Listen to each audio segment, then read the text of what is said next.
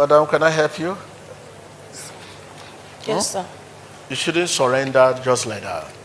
Thank you, sir. It's too quick for you to just say, no, you have surrendered. Thank you, sir. Okay? Thank you. Okay. What happened? It's a matter of settlement. Let them settle the matter. Okay, sir. You are at fault. Yes, sir. You know you are at fault. Yes. How? All my friends said was true. And what I did to my family. The things I did to my family, they are all truth. Let's go. My name is Chidiebere Agba, and these are my family. I'm a native of Anambra State, Nufuma. Last week, Sunday, the man of God came to me and prophesied that I shouldn't surrender, that it's all about settlement. And where he tries to go, he said, I'm at fault. You shouldn't surrender just like that. Thank you, sir. It's too quick for you to just say, no, you have surrendered. Thank you, sir. Okay? Thank you. Okay. What happened? It's a matter of settlement. Let them settle the matter. Okay, sir. You are at fault. Yes, sir. You know you are at fault. Yes, which is true. I've grown up to be a sadist among the society. But when the force come, I can't control myself. It all started when I was in Madonna, a missionary school. My intention was to go to that school. Afterwards, I would go into a convent. But when I entered, I met other things inside the school. As a missionary school, we are not meant to go out. But we always jump the fence and club in Oka. That was when I was in my SS1. We club. From there, that was when we started clubbing and hanging out with university graduates. Before I graduated from Madonna, one of my friends, what we do is we never like seeing people happy. Whenever we see some friends, they are talking. My friend will call me, why are these girls? They eat together, they go to the canteen together. Then they wouldn't say anything, but everything runs into my mind. I'll call one of them out, say some things. If she's not buying to my idea, I will leave. Some week after, I will go to the friend's corner. Any night when I want to ease myself, I must penetrate people's corner. I'll take what belongs to that friend and plant it in the other girl's bag. Lock it back. And then I happens to be a prefect in the school. I started handling posts in my JS3. Then I was the assistant social prefect. When they call for prefect meeting, I'll make a suggestion. And that suggestion goes to my plan. And when the person is found out, she's been disgraced and sometimes brought to panel in the school. Once you're being caught like 3 times in a missionary school stealing, you're being expelled from the school, which some people has been expelled, all for my sake. So afterwards, I grew up with that. My parents, in their hands, were the best people that ever happened to me. They make sure I have whatever I want. Before the visiting day, they send whatever I want for me. Provisions, 2 sets, and on a big large. But I will never eat it. I keep it and take it home to them. I don't touch my provision. I rather take from people's own. I can never take mine. I rather send mine back to my family. When I take my girlfriend's provision, I plant it in another person's bag. My guardian in school, she flogged me one day, and I set her up too, because I don't like someone correcting me. Before I left Madonna, something happened. There was a day I went for clubbing.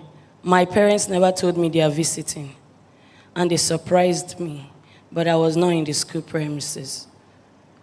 They called me, my girlfriend never told me she was returning. She came back without my notice, and I was still in the campus in Oka, Nnamdi Azikiwe University, hanging out with those guys.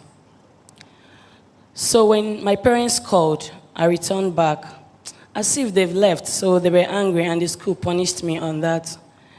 The only friend I call friend, I can never hurt her, but because of what she did, my parents were angry with me. I hurt her to the core. When I left the school, that continues. I can never respect you, no matter who you think you are. No one corrects me, but the only person I listen to at times is my father. My mother cannot even stand me. I insult her and walk out of her. I can only hear the voice of my father. I don't know why. So I grew up with this. I'm very good in making friends, but I can't last with you in 2 days. Highest I can last with a friend is just 1 week. And we have serious issues. So this continues. I take from people, I plant it in on others, so that the person will be embarrassed. But of recent, I don't now do that to people. Rather, I keep them to myself. Why the man of God said I need to settle? Because I'm not in good terms with any of my friends, neither my family. I was meant to serve in Abuja, but I left Abuja because of what happened. In the camp, my very good friend, the only girl that stood by me, the only girl that believed me, that can worship me, she washed my clothes and does everything for me. On a sit-out, I took her phone, switched it off. I even personally reported the case to the camp commandant that they need to find that phone because the camp commandant was my friend. He went around the whole school, searched the camp, looking for that phone. I was the hostel leader. I helped him to look for that phone, even in my own bag, but it's inside my bag. I opened my provision. I put it inside the milk and sealed it back. Nobody could find it until when my brother came to visit me. This my brother. All this has continued. All my brothers can never help me out ever since I started this. But this my brother here was the only one that stood by me. No matter what I do, he still pay my bills. Whatever I want, he makes sure I don't lack. But there was something I did one day, and he beat me. I got angry and vowed to destroy him, which his very only girl he ever loved. I said a lot of things about him to the girl, that he's infected with disease, that the girl should stay off. I even tried to take the girl's phone to see if I can get her parents' number, but I couldn't. Then, I don't know what else to do. When I was in the camp, I took that phone. I sold it to him. I wanted to give him, but I told him I don't have money. You know, I'm just a student. Give me money from the phone. I gave it to him. And the person in question happened to be my close friend. She's always in my house 24/7. We eat together. She stays with my parents. She enters my brother's room, they chat. I know that definitely she's going to see the phone there. And wish she caught him with the phone, and they embarrassed him. This my brother. He dealt with me seriously that day. I never knew what came to me, but them, they never knew what I was doing until now. I tried to make him have a serious accident. I tried to open his fuel tank, but I don't know, it's always locked. Bonnet, I can't open it. So what I do every morning, early morning, if my parents could remember, the dog always bark as early as 4. There is this particular knife I always sleep with. I come out and punch the tires. Whenever he's driving, he has a flat tire. That continues. And one day my mom this quarrel you're having with your brother, he's suspecting you that you're the one punching the tires. I wouldn't know where to hurt that car, so that I just want to seal pain because he gave me scratch in my body. Blood dropped. I want his own blood to flow. That was why I want to do that. But there's no way I could plant anything into his car but to punch the tires. That was what happened. The last one that happened, my parents have to come over to bail me out. And they told me they can never do a thing like that again. This continues. But after this phone on, I was so ashamed of myself. And one other thing I do is that on a sit-out with you, you may see me that you like me as a guy. I'm not interested in dating you. Seems you can pass and see me and park your car to toast me. My revenge is to pick your phone. Take the number that I know maybe is your wife's number and save it. Instead of sending you a text, I'll forward the text to her, to your wife. I'm waiting for you. Where are you? So that she'll get offended and you people will have issues. That is just the only thing I do, just to make you feel bad. And my sister here, she's a very good person. She does business. She sells men clothes. But when I see she's really moving up, when I go to her house, she's telling me that she has people to meet customers. I'll say, very good. Let me wait for you. It pains me when people turn my offer down. She would tell me that she wants to lock down her house. To my mind, is she feeling that I want to steal her things? I will say, okay, where are you doing your supply? And she would tell me that this is where she's going. I'll say, okay, I'm off, I'm going home. Either to my house or to my family house. I'm very, very known. So when I enter anywhere, I will go and spoil that market for her. Some people are even owing her. They can't pay her anymore, all because of what I said.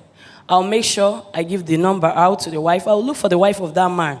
My sister is not selling clothes for your husband. Rather, she's busy sleeping with him just to afflict pain on her and her business. I don't just like to see people happy. I don't like to see them happy.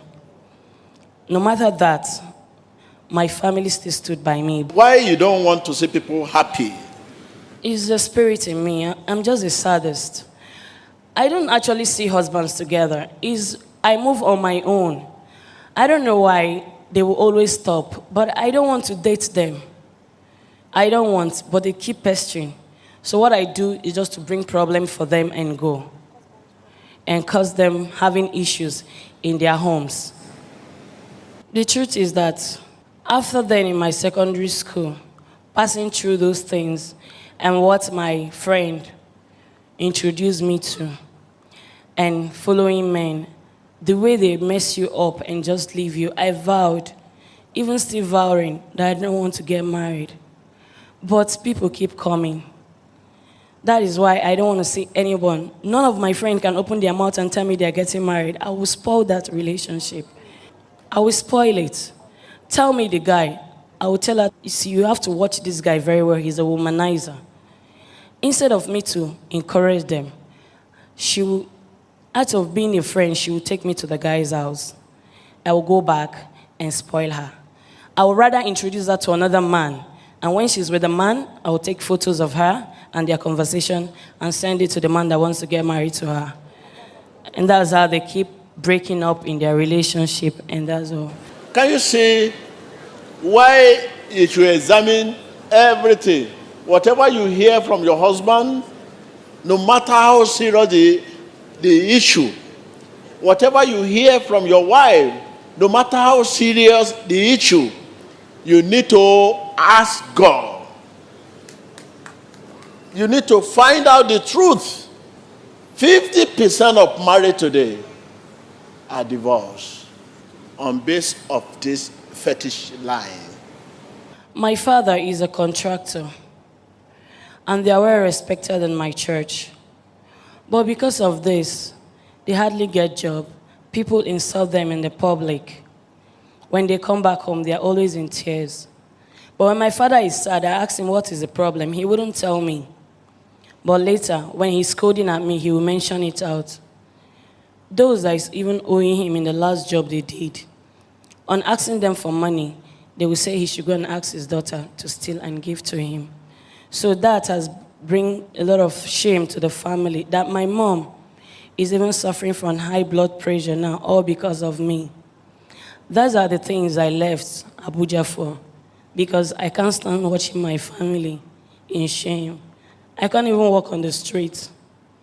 My friends call me names. Man of God, all I ask is for your help and to deliver me. How many years now the spirit has been tormenting you? Since I've been in secondary school, I know all these things started in my GS3 after giving me a post of the assistant regulator. That was when I grew up with this. 12, 15 years now, I've been with this, but I can't control myself. When things are being done, after like 30 minutes, I get myself back. but there's no how I can apologize to those people. I'd rather move on. Since the Spirit of God fetch you out, I will not allow you to go unless you are delivered. Tell us, what lesson do you have?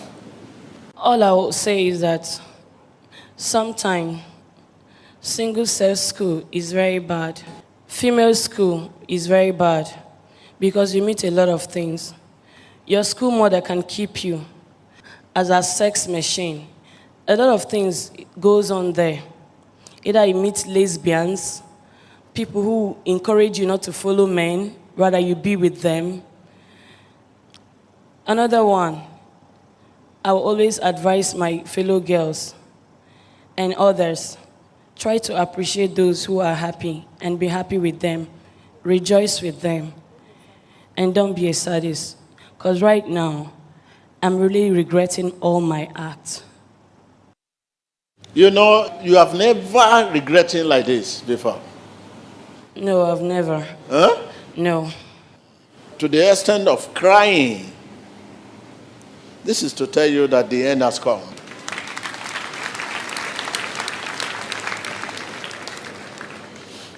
I want to appeal to the family also to extend the hands of deliverance towards them. And because I know the lady has affected not only the society, but the family too. It has affected them negatively. Are you talking of the father or the brother or sister? Listen to what our sister has said. It's a lesson to every one of us. Big lesson. May God help us. Nous venons d'entendre la confession de cette jeune femme qui dit: We believe you have been inspired by the clip you have just watched. Click here to subscribe to witness more of God's power at work in our generation today and stay up to date with the latest prophecies, deliverances, sermons, and testimonies from the Synagogue Church of All Nations. Emmanuel TV, changing lives, changing nations, and changing the world.